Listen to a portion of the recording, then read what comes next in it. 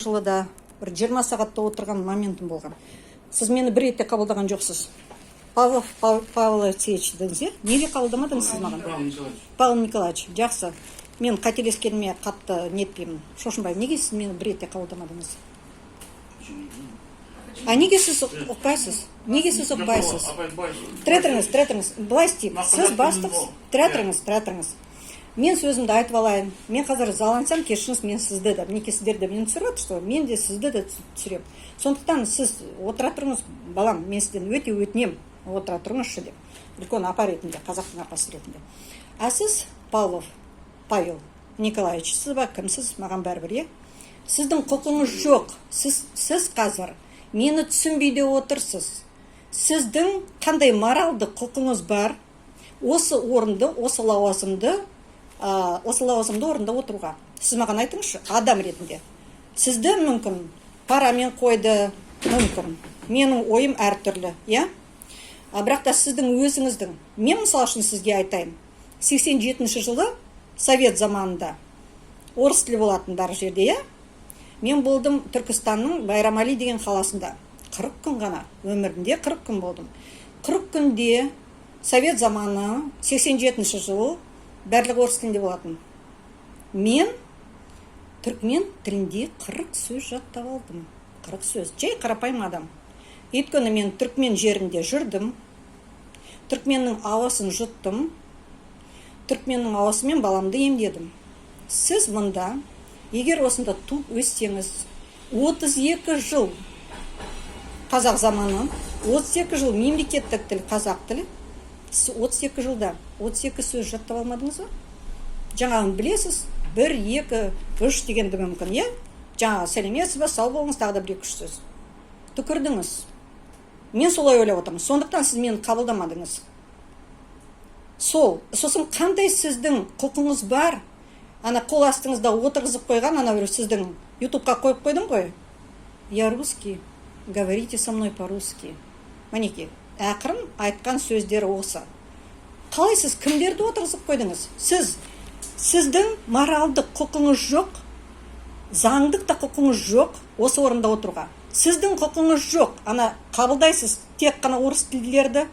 Қазақстанда қазақ тілін басынып, сіз қабылдайсыз тек қана орыс тілділерді. Қазақ тілдерді қабылдамайсыз. Осыдан бір шама не бұрын буклеттер жүрген, тек қана орыс тілінде. Принимаем полицию бәленбай. Ол да менің ютубымда тұр. Солай, Павел мырза. Енді сіз мені қабылдамасаңыз, мен мінеке сізді тағы да жазып алдым, е? Мен осылай сізді төпелей берем. Сіздің тағы да қайталап айтым. Сосын соңғы уақытта мен неге ашуызам келіп, мен сіздің түріңізді көргім де келмеп еді, ешқашан, е? Бірақ та соңғы уақытта сіз барлық істерді жылы жауып қоясыз. Мысалы үшін сот медэкспертизада, е, сәуір айында екі сараптама болды. Мен дене жарақатын алдым деп. Мысалы үшін біреуі жарайды қаланың ортасында, е, а біреуі мінеки бізде усолкада, анда сондай дүкенде қайда барлығы келеді, қайда барлығын көреміз. Содан кейін көрдім бірнеше полиция таппайды. Мен солай ойлап отырмын. Сіздің бұйрығыңыз Бейсенбай тегін мейлі өлтірсін, оған ешқандай, қызым, ес жоқ қойыңызшы, не мынаны өшіңіз. Әйтеуір түктеме істемеуге деп. Сосын сіздің полиция қызметкерлеріңіз соңғы уақытта арыз шағымды мен жазамын, түктеме істемейді. Содан кейін маған айтады, ваш полицейский был, ну и что он сделал? Екінші рет, үшінші рет сол кондукторлар, олар ылғи кездеседі. Олар қазақ тілінде қызмет көрсетпейді. Неге? Павлов мырза, өйткені сіз түкірдіңіз қазақ тілінде. Мінеки жаңа жылда Кәрім Мәсімовтің былтыр сатқын болғанын білеміз ғой, е? Мүмкін сіз сатқынсыз, біз білмейміз ғой. Мүмкін сіз русский мирдің жобасын орындап отырсыз. Мүмкін сіз Путинға бағынасыз, біз білмейміз ғой. Неге сіз солай істеп отырсыз? Жауап беріңізші, неге сіз солай істеп отырсыз? Жаңағы 3 сұрағым. Мына біреу балаңызды неге отырғызып қойдыңыз? Мені неге бір ретте қабылдамадыңыз? Сосын неге маған қатысты барлық шаруалар жабылып қалады, ештеңе ешкім істемейді? Вот енді жауап беріңіз. Маған менің тілімде жауап беріңіз.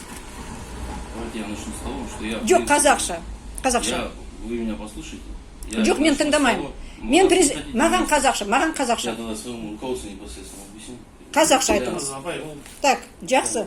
Енді балам, сіз енді, понимаешь, вы не имеете морального права занимать эту должность, я вам еще раз говорю. Айналайын, согласно Конституции, у вас какое моральное право?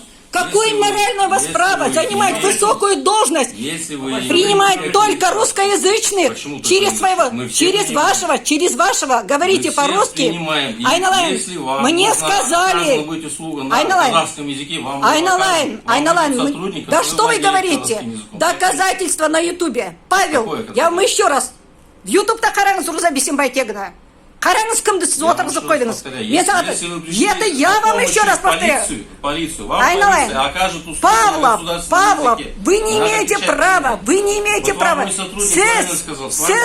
невозможно, потому что я не хочу вас слушать, вашу русскую речь. Вы обязаны со мной говорить, вы нарушаете, подождите, а почему вы казахов превратили в народ переводчика? Вы превратили. А почему вы плевали? Почему вы плевали на язык казахов? Почему тогда плевали на язык казахов? Я вам еще раз, и всю, вот именно, за всю жизнь вы не выучили ни одного слова. Видно, что как на государство работаете. Не допускаете ни одного человека, который говорит на государственном языке. Заслон поставили своего работника, который говорит, я русский, говори на русском языке. Это свинство высшей марки.